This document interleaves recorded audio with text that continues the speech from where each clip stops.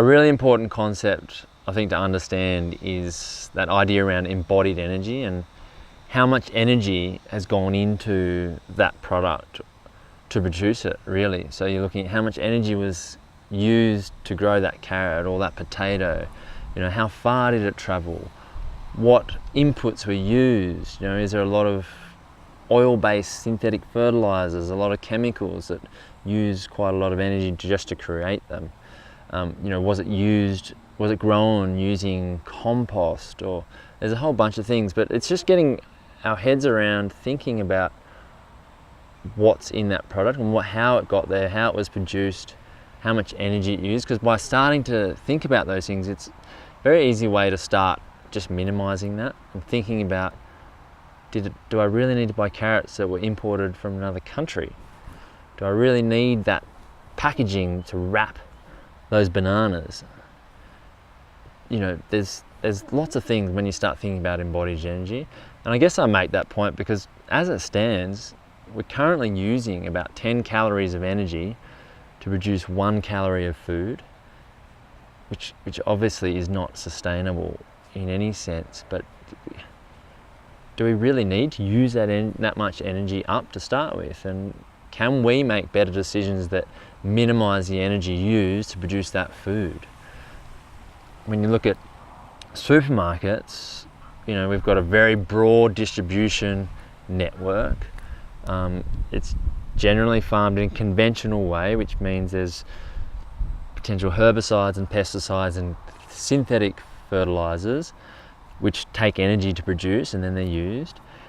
It can be transported all around the place. You know, there's examples of food being grown a long way away from, say, the distribution centre. I know for a fact you can grow food near Sydney. It can be shipped up to Brisbane just to be put back in the supermarket down near Sydney.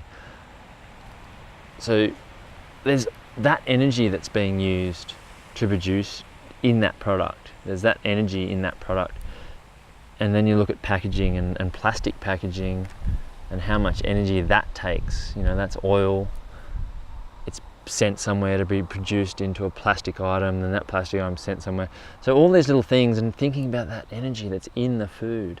So, you know, when you're using supermarket as an example, that's easy to sort of just think, okay, well, yeah, there's lots of stuff in plastic here. There's people grabbing avocados and bananas and putting them in a plastic bag. That's not really necessary.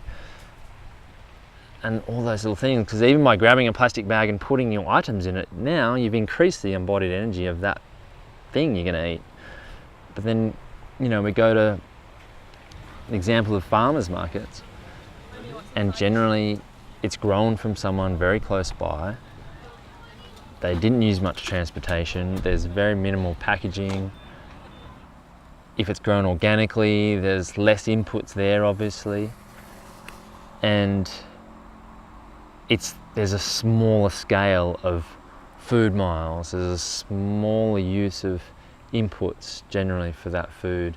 And, you know, you go into a farmer's market, you're connecting with the person, you're getting to know who they are and what they're doing, and you can ask them directly. And then, you know, you think of the embodied energy of just the food you grow yourself, which is obviously, you know, the best example of that. You know, we don't all have the opportunity to grow plethoras of food, but we can all grow something.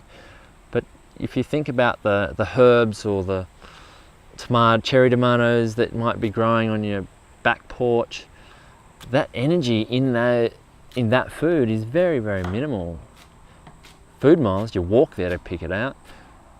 You're not going to put it in any plastic packaging. Your inputs are most likely very organic.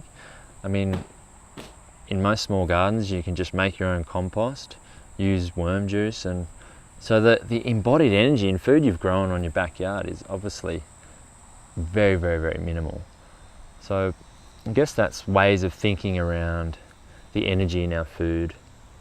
And when we're conscious of that, we can, I guess, make better decisions and just try and lessen the amount of energy that's in our foods, and just we can do that every day. There's always going to be a choice, and we can make that choice by just being conscious of that energy in our food.